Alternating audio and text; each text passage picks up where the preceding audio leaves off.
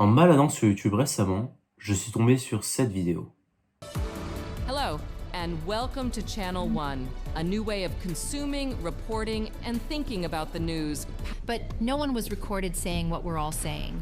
I'm powered by sophisticated systems behind the scenes. And I can speak in any language. Για παράδειγμα, αυτή τη στιγμή μιλάω στα ελληνικά. Est-ce que vous avez remarqué quelque chose de bizarre? Eh oui, cette chaîne YouTube est présentée par des journalistes qui n'existent pas.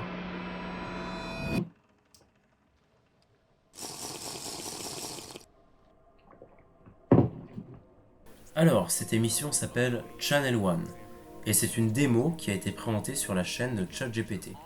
Et ça a fait pas mal paniquer le monde de la presse. Et oui, parce que ces journalistes paraissent pourtant vachement réels.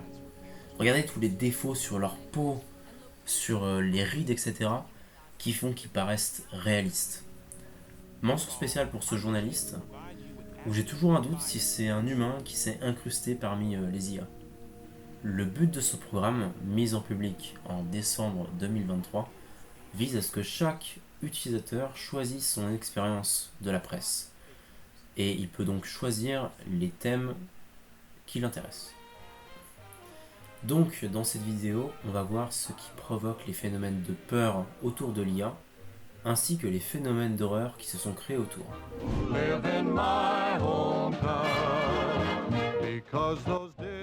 Alors aujourd'hui, qu'est-ce que ça donne, ce Channel One? C'est vrai qu'on n'en entend plus parler. Et c'est pour ça que j'ai voulu aller tester. Alors je suis allé sur leur site, je me suis inscrit, et j'ai pas reçu de réponse. OpenAI a également lancé Sora, une intelligence artificielle qui est plutôt consacrée à la génération vidéo. Comme vous le voyez, cette IA est vraiment impressionnante. Et pour le coup, ça fait peur, surtout pour un gars comme moi qui souhaite travailler dans l'audiovisuel. Pour passer sur autre chose, il y a un an, un youtubeur anglophone nommé Kwebbelkop a soudainement changé de contenu.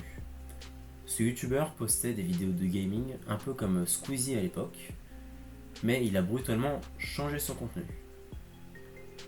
Ce nouveau contenu, juste, il enregistrait son gameplay, il ne parlait pas, il ne réagissait pas, il ne mettait pas sa webcam, et une IA de lui-même, donc de sa voix, et également une sorte de VTuber de lui, réagissait à la vidéo comme s'il jouait, et ces vidéos ont vraiment créé un scandale. Ce youtubeur a subi un harcèlement tellement violent qu'il a décidé de faire table rase, de supprimer ces vidéos faites par IA et de reprendre comme avant, comme si de rien n'était. En soi, je me demande si c'est pas un coup marketing de sa part, parce que même si ça a engendré énormément de haine par ses spectateurs, ça lui a quand même fait un sacré coup de pub. Et tous les youtubeurs qui parlaient de drama, etc., se sont empressés de parler de l'affaire, et j'imagine qu'il a dû toucher beaucoup plus d'argent que d'habitude. Comme on dit, bad buzz is still buzz. Mais en vrai, au tout départ, j'ai surtout voulu parler de l'IA pour les contenus d'horreur créés avec. Et puis bon, c'est pour ça que vous avez cliqué sur cette vidéo. Alors laissez-moi vous présenter les contenus d'horreur créés par des IA postés sur les réseaux sociaux. En l'occurrence, ici, on va parler plutôt d'Instagram.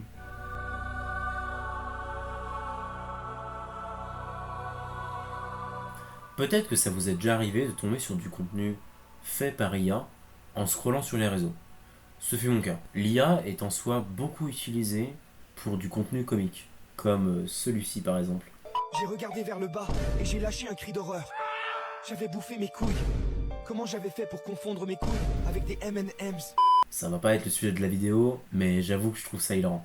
L'avantage avec mon algorithme, c'est qu'il me recommande parfaitement ce que j'aime.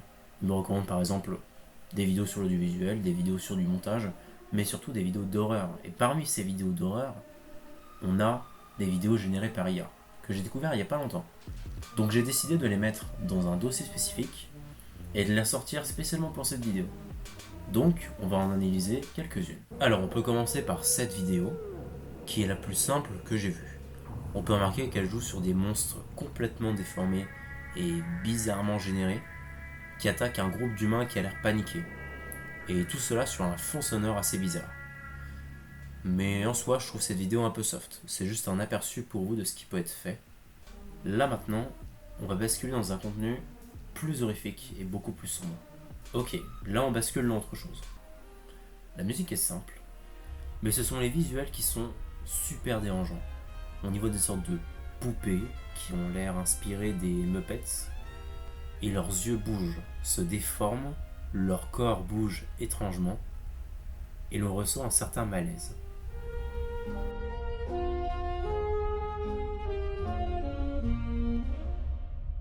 On va passer très vite sur la suivante, juste qu'elle joue encore une fois sur la déformation et sur des visages sans âme, avec pour le coup un ajout ici du food porn dégueulasse, et du sorte de cheddar partout, des saucisses dégoulinantes.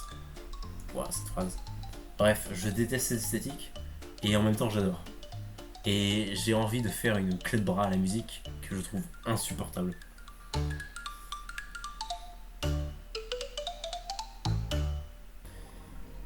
Bref, voici encore un autre exemple qui est pour le coup beaucoup plus explicite.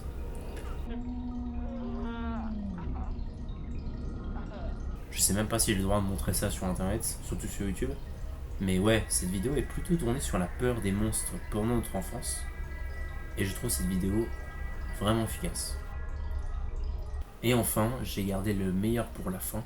Un réel qui, je trouve, utilise le mieux l'IA pour le tourner en horreur. Vous savez quoi, je vous laisse seul avec l'extrait. Et je le commenterai juste après. Mommy?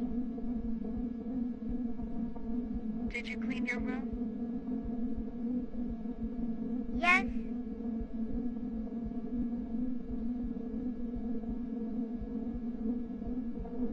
You're scaring me, Mom.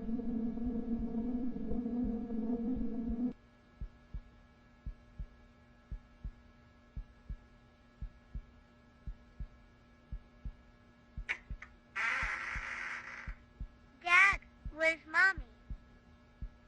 Mommy's not here with us anymore, son. Yes, she is. I just seen her. Where?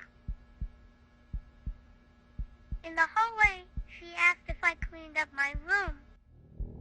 Son, get over here! En fait, je trouve cette vidéo pas forcément flippante, mais l'ajout des voix et l'ajout d'une petite histoire basée sur du paranormal m'a personnellement mis mal à l'aise. Et j'apprécie encore beaucoup cette vidéo. On pourrait suggérer qu'ici, le père a sûrement tué la mère et que l'esprit de la mère du gamin revient le voir une dernière fois sous la forme d'un acte du quotidien, qui est de lui demander s'il a rangé sa chambre. Did you clean your room? Enfin bref. Conclusion. Comme on a vu, l'IA, ça fait vraiment peur à tout le monde. Franchement, je montre à ma grand-mère Channel One, je suis sûr et certain qu'elle ne sait même pas que c'est de l'IA, à part si je le dis. Et même des personnes plus jeunes ne sont pas formées pour reconnaître ce qu'est de l'IA ou pas. Ce qui fait qu'on va vite arriver dans un monde où l'on va questionner n'importe quel produit culturel pour savoir si c'est de l'IA. On ne doit même plus avoir confiance sur ce que l'on regarde. Que faire que l'art sera aussi banal qu'aller chercher du pain à la boulangerie et que l'IA permettra à certaines personnes de créer sans pratiquer, sans toucher aux outils plastiques, mais surtout sans réelle intention artistique. Actuellement, je comprends que certaines personnes créent avec de l'IA parce qu'ils ont du mal avec le dessin, mais ils ont quand même une intention artistique, ils ont quand même un but de créer quelque chose, créer un projet. Alors, je tiens juste à préciser que quand je parlais de ça, je parlais des gens juste qui créent indépendamment sur internet juste leur petit projet. Je parlais pas des personnes qui, au lieu de payer quelqu'un pour, comme par exemple un graphiste, au lieu de le payer, ils allaient voir plutôt une IA et l'IA faisait tout à leur place et du coup, ils payaient pas du tout un graphiste. Mais ce qui est compliqué, c'est que selon moi, on enlève la partie fun de l'art. Pour moi, ce qui est le plus intéressant lorsque l'on crée quelque chose, c'est tout le parcours, c'est tout comment est-ce qu'on a réussi à faire l'œuvre. En vrai, le résultat, il apporte peu. Et en fait, l'IA, c'est elle qui s'occupe du processus artistique, on va dire. Elle nous donne juste le résultat, et au final, en vrai, on en sait très peu sur comment ça a été fait, parce que c'est tellement fait rapidement qu'on n'a même pas l'occasion de se poser la question. Si un jour on me dit qu'on peut juste taper quelques phrases et créer un film, alors on aura perdu ce qui fait l'art. Après, je dis pas, l'IA va apporter quelque chose dans notre monde, quelque chose qui va sûrement tout casser, supprimer des emplois, mais aussi en créer d'autres. Mais ce qui est sûr, c'est qu'on vit une nouvelle révolution, comme lorsque Internet est apparu. Voilà. Débattez en commentaire si vous le voulez, et joyeux Halloween. Alors, juste, sachez quelque chose déjà, je suis très content d'avoir fini cette vidéo et j'espère que je l'ai fini. J'espère que là, ce que je suis en train de filmer est entendu par 2-3 personnes qui sont tombées sur ma chaîne. Mais ce qui est sûr, c'est que cette vidéo a été filmée avec juste un téléphone. Je vous filme un petit peu le setup, comment est-ce qu'elle a été fait. En fait, c'était juste un sorte de défi que je me suis lancé. Là, on est le 28. Donc si j'ai réussi mon coup, bah la vidéo elle sort. Si j'ai pas réussi, bah la vidéo elle sort pas forcément. En fait, ce que j'ai le plus peur avec ça, c'est que la qualité vidéo est bonne, je trouve, tu vois, enfin ça va. J'ai réussi à me débrouiller sur l'éclairage. Par contre, au niveau du mixage son, je pense que ça s'entend que c'est vraiment pas bien, je pense. Donc j'ai assuré le coup, j'essaie de mettre un deuxième micro sur le PC. Je sais pas trop ce que ça va donner. J'espère que vous entendez ça et que le micro est pas trop horrible. Si c'est le cas, je suis désolé, mais en tout cas, les prochaines vidéos, ce sera avec mon vrai micro qui, lui, pour le coup, est très efficace. Donc voilà, je sais pas encore trop comment finir cette vidéo, mais sachez qu'il y a de nouveaux projets qui arrivent. Je sais pas trop ce que ça va être, quand est-ce que ça va sortir. Je vous avoue que j'ai mes études à côté, donc je vais essayer de plutôt travailler sur les études que sur mes vidéos. Mais il y a des choses qui s'écrivent. Voilà, je préfère écrire plein de vidéos en ce moment et les tourner plus tard. Comme cette vidéo-là, elle était écrite depuis un moment. Donc voilà, on va voir ce que ça donne et j'espère que ça vous aura plu. Donc voilà, encore une fois, jouez Halloween et à la prochaine.